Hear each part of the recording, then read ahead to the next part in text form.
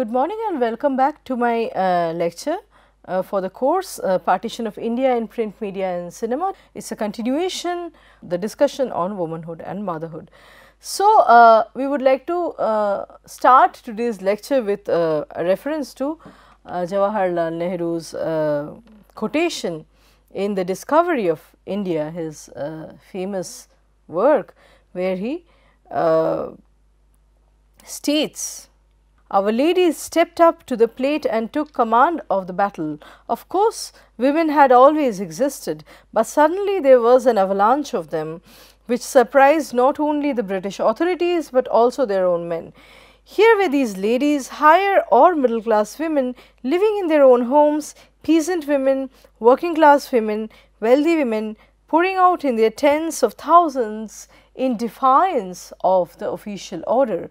It was not only their bravery and boldness, what was much more unexpected was the organizational power they demonstrated." Unquote. So, here we see a glorious picture, a celebratory picture of women, where Nehru is actually lionizing their struggle and their noteworthy contribution to the anti-colonial movements. So, we have already referred to M.K. Gandhi's non-violent civil disobedience campaign, which was known as the Satyagraha movement, where women had actively participated. So, majority of the recorded history of India's partition, however, does not account for the common men, women and children's suffering, and how these events left a long lasting mark on those who survived different forms of loss. So, generally, as is typical of wars, partition had a distinct impact on women more than on men, owing to the unique responsibilities associated with each gender. So,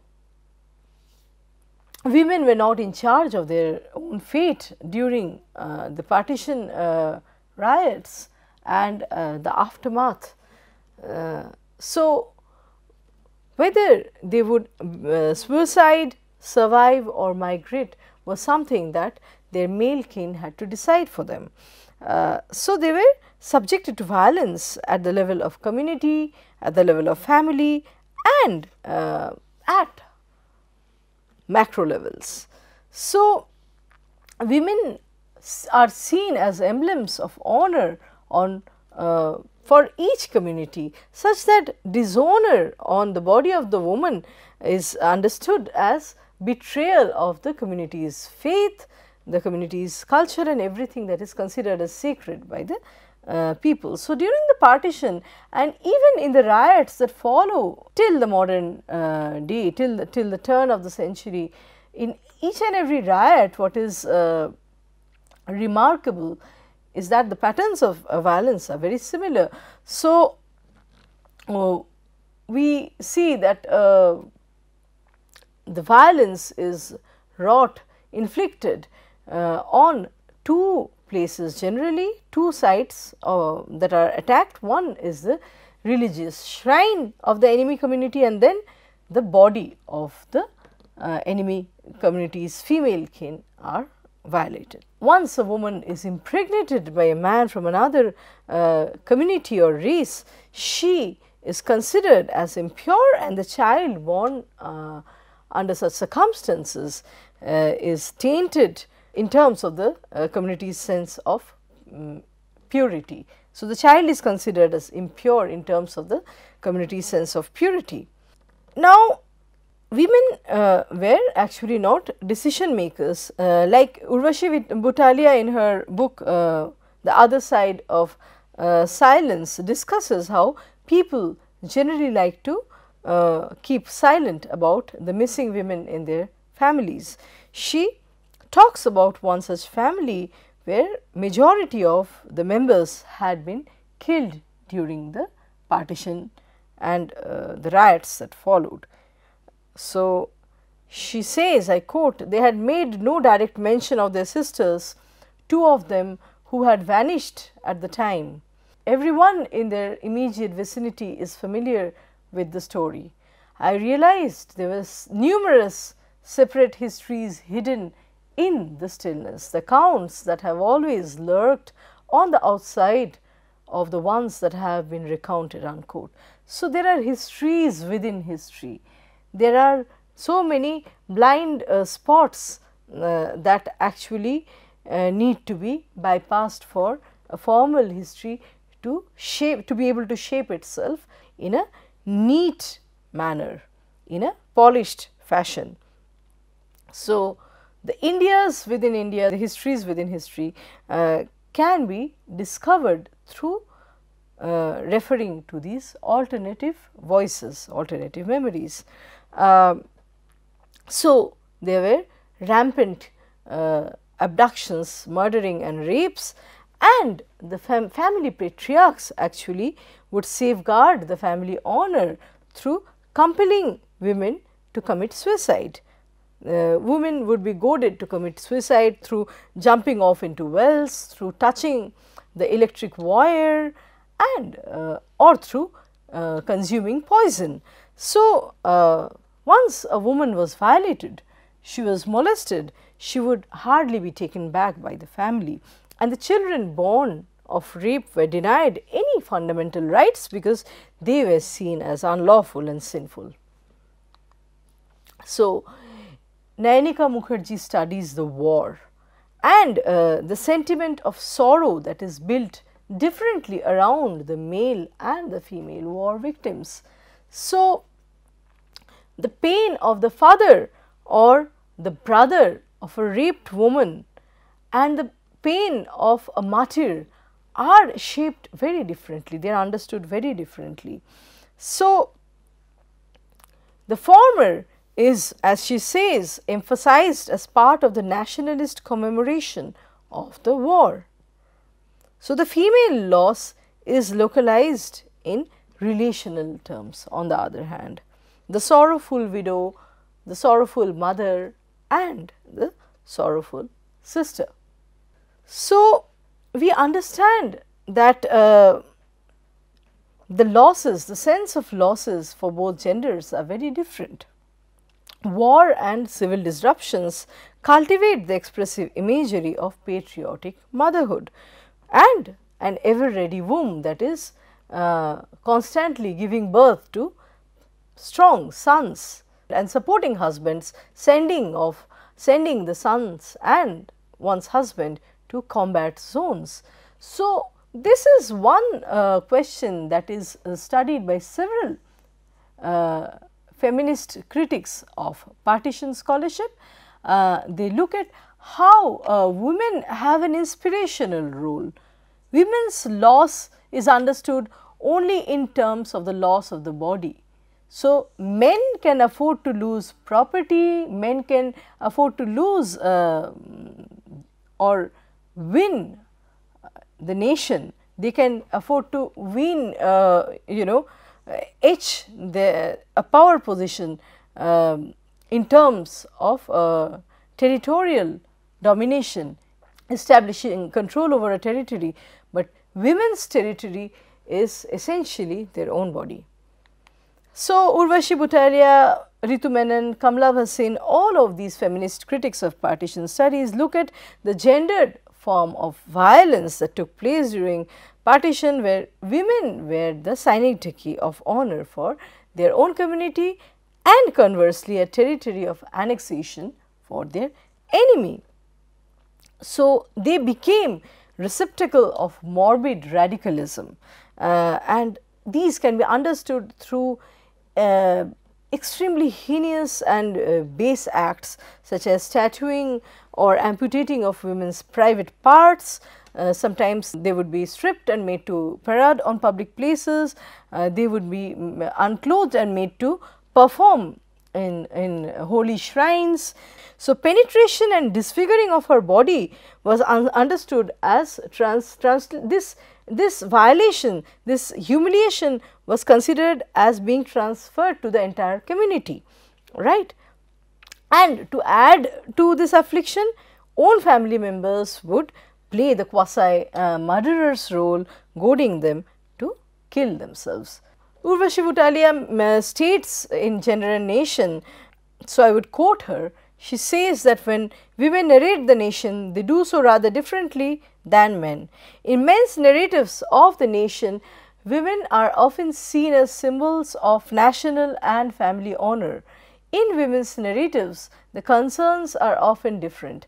The need to keep the family together, to contain grief, to put closures on unexplained deaths, to try and somehow contain the violence that such a situation inevitably unleashes, unquote. So, we have several authors that have produced momentous artworks on the woman and partition, centering the woman in the context of partition. So, Rajinder Singh Bedi, Rahi Masum Raza, Ismat Chugtai, Sadat Hasan Manto, Yashpal, Visham Sahani, Amrit Pritam are some of these names that document the experience of female riot victims and their trauma. And then we have notable scholars such as Urvashi Butalia, Ashish Nandi, Veena Das, Ritu Menon, Kamla Bhasin and Gyanendra Pandey. So, we talk about, when we talk of women, we also talk about home. I would like to hark back what Sara Suleri observes. She says, men live in homes and women live in bodies. So, in an Indian society, a woman is not usually associated with rights to acquire assets and property such as home or land. So, a woman's tragedy is always hinged around her body. A man's tragedy or loss could be hinged around loss of land, loss of a homestead. She can only afford to lose her body and own it. So, we see majority of these women who were forced to flee their homes did so with the expectation that once the riots had stopped, once the turmoils had calmed down, they would come back. I was already talking about this character in Jade by Ismat Chugtai, and then Joginder Paul's Urdu story Daro Gaon Pyas, where he depicts the character of Baby. These matriarchs, old matriarchs are adamant and they carry the keys of the Haveli, and with the key becomes synecdoche of the Haveli that they are carrying in their mind, and they are carrying the key on their person all the time, imagining that they would come back someday. So, according to Sabagul Khattak, who writes about the experiences of Afghan women, the Afghan female migrants, Khattak would say that the Afghan refugee women actually conflate, they merge the notion of home with the notion of watan, right. Coming back to home, homecoming is like returning to one's watan. For a woman, there is no larger meaning of watan, especially for a woman that has lived all her life in parda.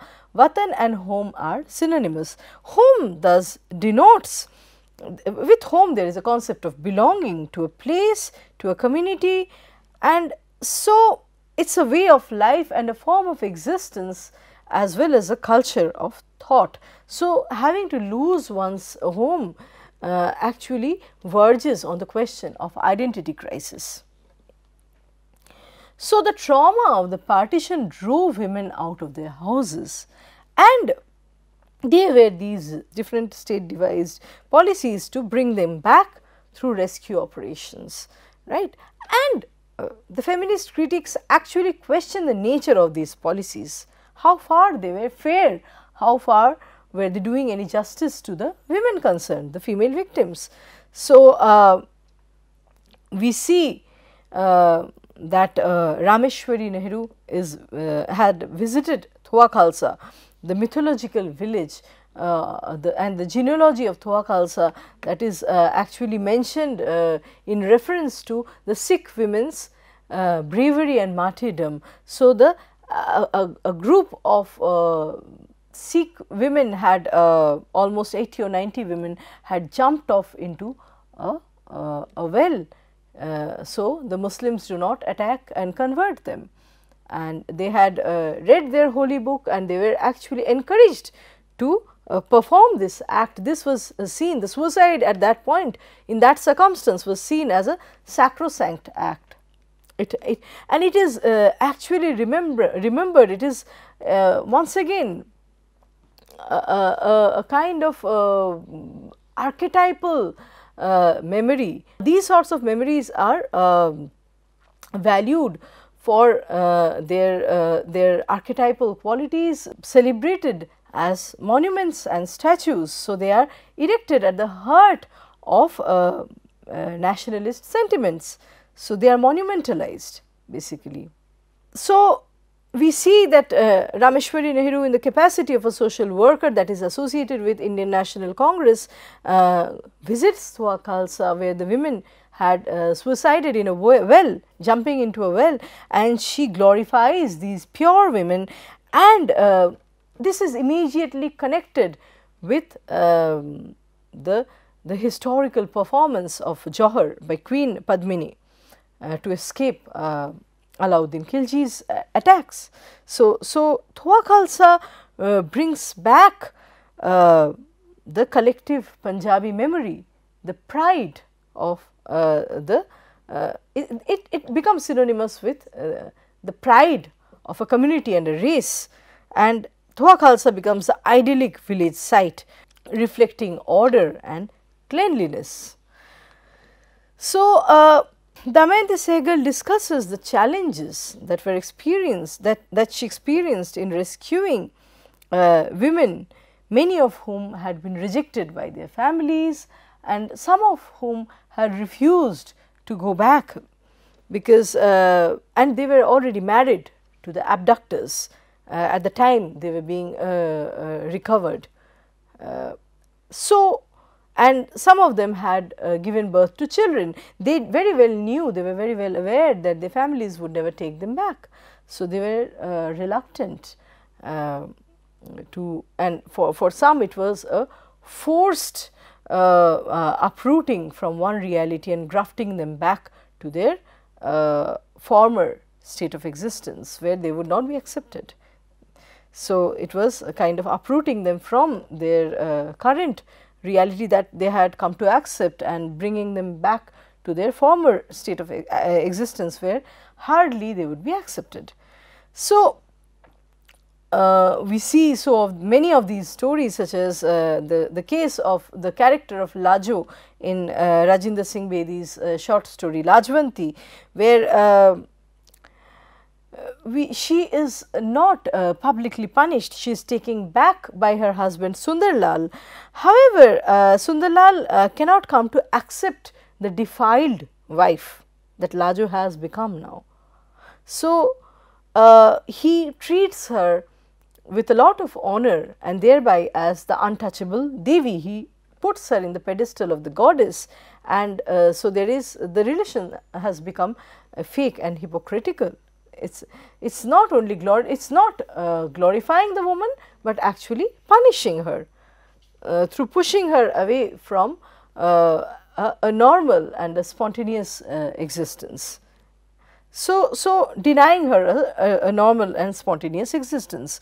So, we see this notion of honor, chastity, purity deeply internalized at the heart of the masculinist society, right.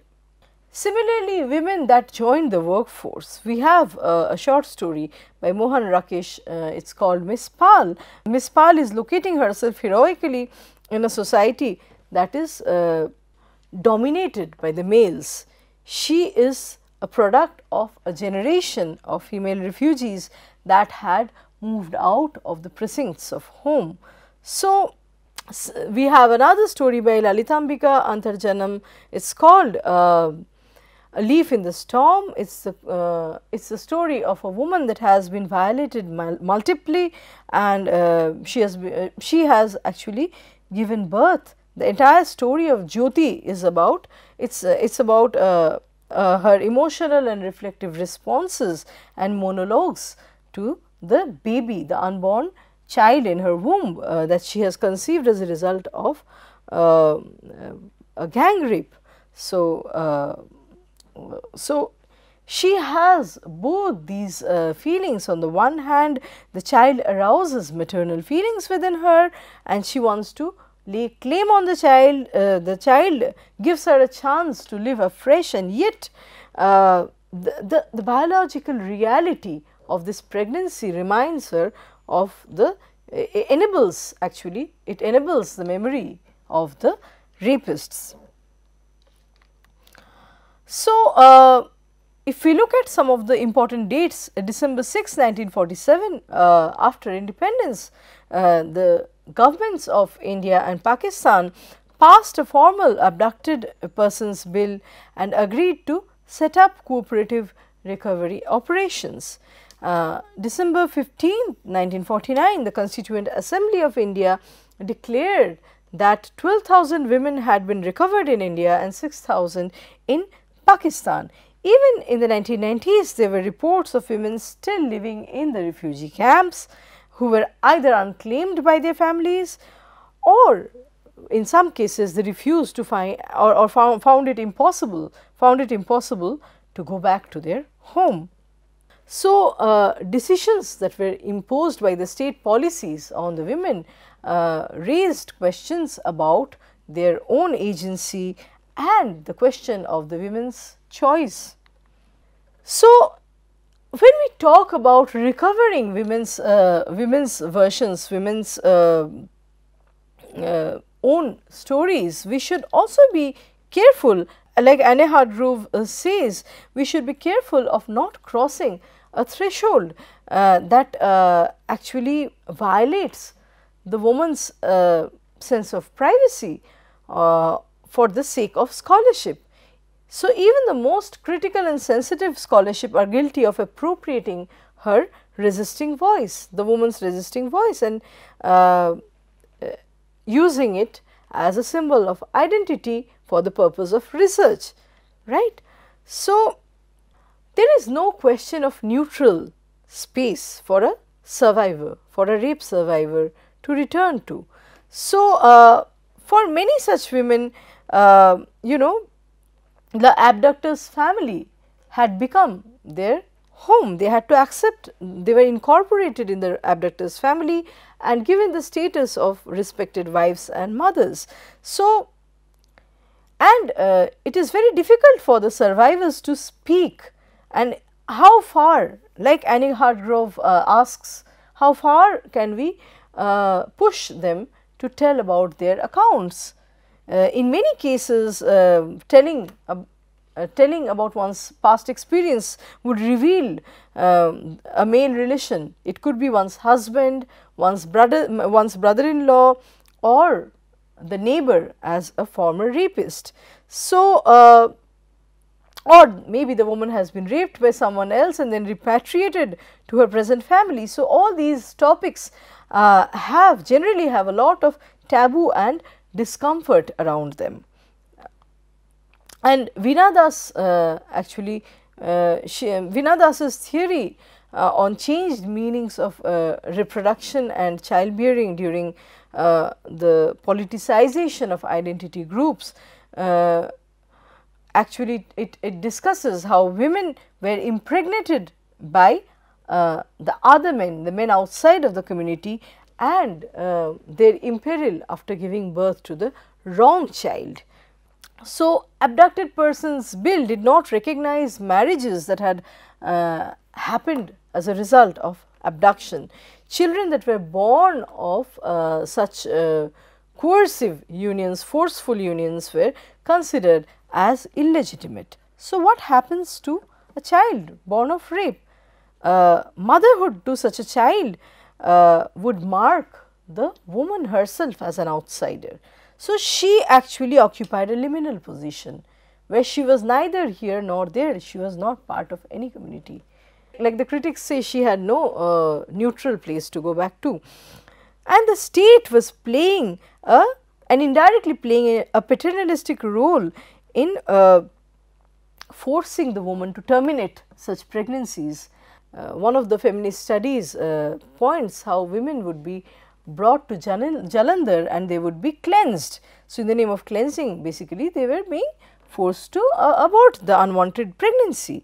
And so we see the quiet yet forceful coercive ways devised by the state policy in retaining integrity during the traumatic situations. According to Ramchandra Behra's study, the Abducted Persons Act states that the women who have children born in Pakistan must leave them behind. Similarly, children born in India must remain in India.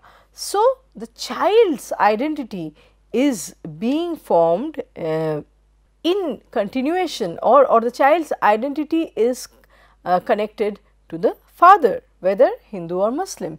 The woman has to cross the border and come back to her natal home, leaving the child behind. So, that was another, that was another bill that is imbued with patriarchal values. So, the figure of the abducted woman is necessarily a symbol of crossing borders, violating or transgressing the socio-political cultural boundaries. So, we also see that the woman, the meaning of communal violence for a woman changes depending on her age, gender and lack of self agency or self charge. So, at the border women would be exchanged like cattle and there would be counting, they would be simply numbers. The values of women would be less if they were older.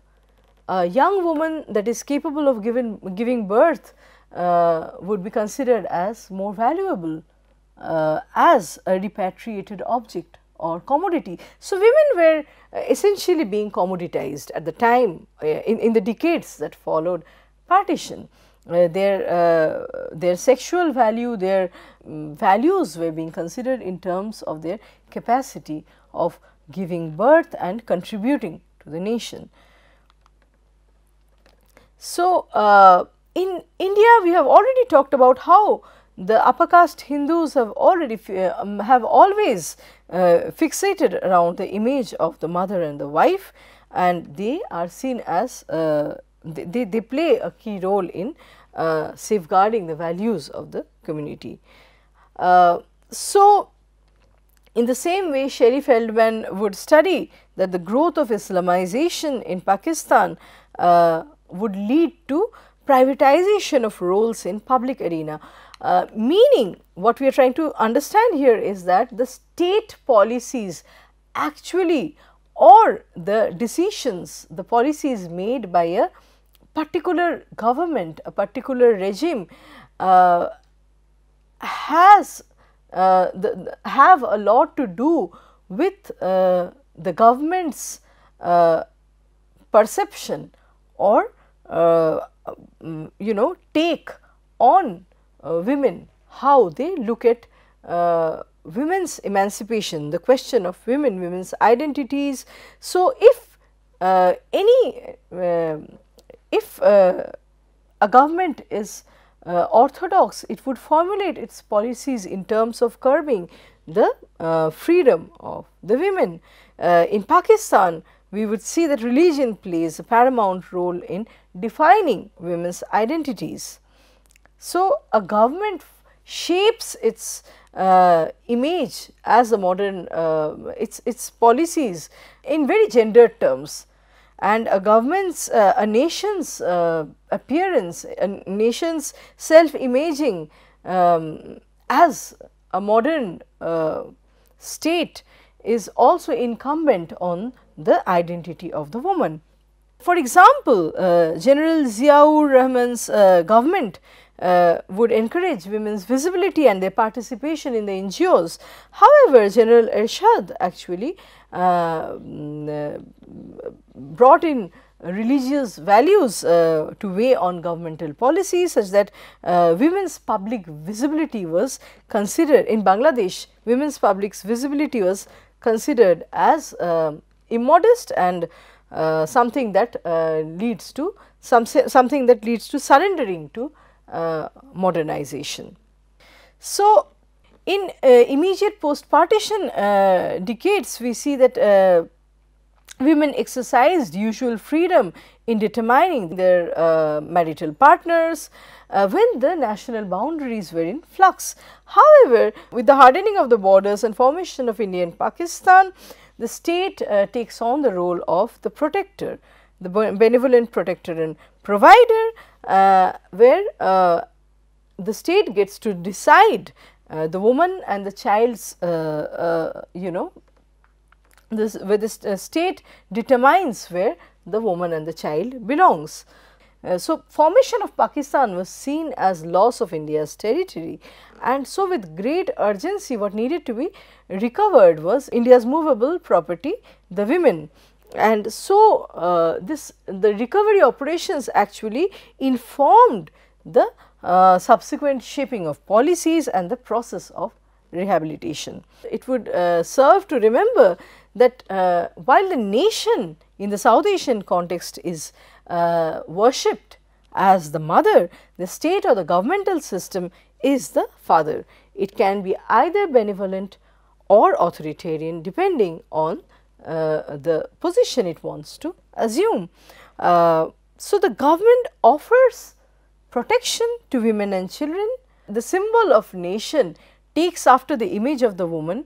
However, the nation is run through patriarchal logic and values that are deeply rooted in patriarchy. So, the government, which is generally a masculine concept, offers protection to women and to children, which has an inbuilt assumption that women and children cannot protect themselves, they are vulnerable, and in exchange for this protection the government seeks to control women's sexuality.